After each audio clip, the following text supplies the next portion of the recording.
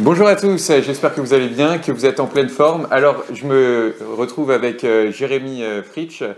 Bonjour Jérémy. Bonjour. Alors, est-ce que vous pouvez nous présenter votre domaine? Alors, Où est-ce qu'il se situe exactement? nous, on est à Marlenheim, donc le domaine Fritsch à Marlenheim. Pour ceux qui ne situent pas, c'est entre Paris et Strasbourg, on va dire, mais beaucoup plus proche de Strasbourg que de Paris.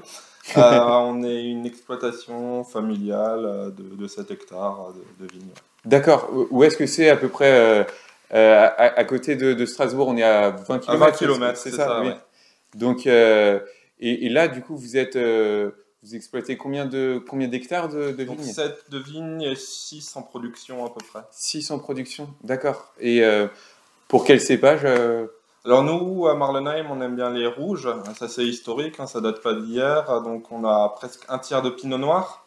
Et sinon le reste, ça va se répartir entre les cépages traditionnels. Donc on parle toujours des 7 cépages alsaciens, 6 blancs, Riesling, Pinot Gris, Sylvaner, Muscat, Gewürz. Et j'en ai oublié un. Pinot Blanc. Pinot Blanc, d'accord, c'est ça. D'accord, donc il y a tout ça. Et l'histoire un peu de l'implantation ici, c'est aussi un peu une histoire familiale, hein, comme... Exactement. Alors si on reprend l'arbre généalogique, c'est marrant parce qu'on voit une succession de vignerons ou de tisserands. Alors il n'y a plus de tisserands dans la famille aujourd'hui, mais sinon ici, sur ce lieu, c'est une centaine d'années qu'on est là. Et c'est mon arrière-grand-père avec son père qui ont vraiment mis en place l'activité ici. Et plutôt avec mon grand-père où ils se sont spécialisés dans la production de vin. D'accord, donc vraiment quelque chose de familial qui se perpétue. Comment est-ce que vous pouvez décrire vos vins et qu'est-ce que vous voulez donner à vos vins? Alors nous, nos vins, disons qu'on est assez marqué par le terroir ici. En Alsace, on a l'habitude d'avoir une approche de cépage, mais nous, c'est le terroir qui va, on va dire, sublimer le cépage dans la jeunesse. On a du calcaire, Meuchelkalk, et ça va vraiment exacerber le côté fruité du vin. Donc vraiment dans la jeunesse, les premières années. Alors les toutes premières années, des fois, c'est peut-être un peu austère, un peu dur à cause des acidités, mais sinon, on a le côté vraiment fruit variétal qui reste.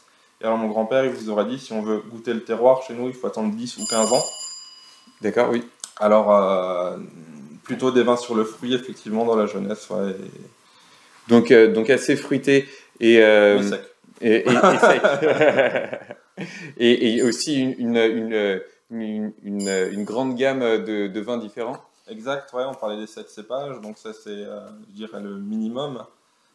Si on rajoute des grands crus, des cuvées, des créments, des rouges, des rosés, ça peut vite faire une carte à 20-25 références. D'accord. C'est un peu la richesse de l'Alsace, c'est peut-être aussi le plus gros problème parce que ça fait un petit souci de la lisibilité, mais ça permet de trouver des vins pour tout le monde. Super. Et en tant que vigneron, quels sont vraiment les moments phares de votre travail, les moments que vous appréciez le plus?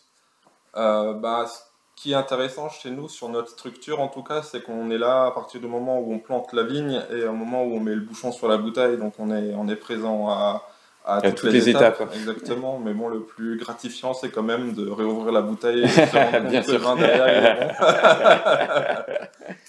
Très bien, oui, et c'est ça. Et donc, le moment, votre moment préféré dans le travail de la vigne, ça va être plutôt les vendanges, j'imagine. Ouais, alors les vendanges, c'est sûr que le plus important, c'est à ce moment-là. Donc c'est là que tout se joue, hein, vraiment juger les bonnes dates. Mais moi, là, on est en plein hiver et j'aime bien être dans mes vignes à tailler ou à descendre le bois parce que ça permet un petit peu de se vider la tête et de réfléchir. On n'a pas souvent le temps de rien faire et de réfléchir et de penser. C'est sûr. C'est des moments assez agréables de temps en temps de pouvoir... De rester dans la nature.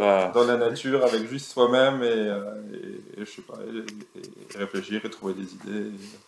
Super. Bah, en tout cas, merci beaucoup, Jérémy. Avec plaisir. Et voilà.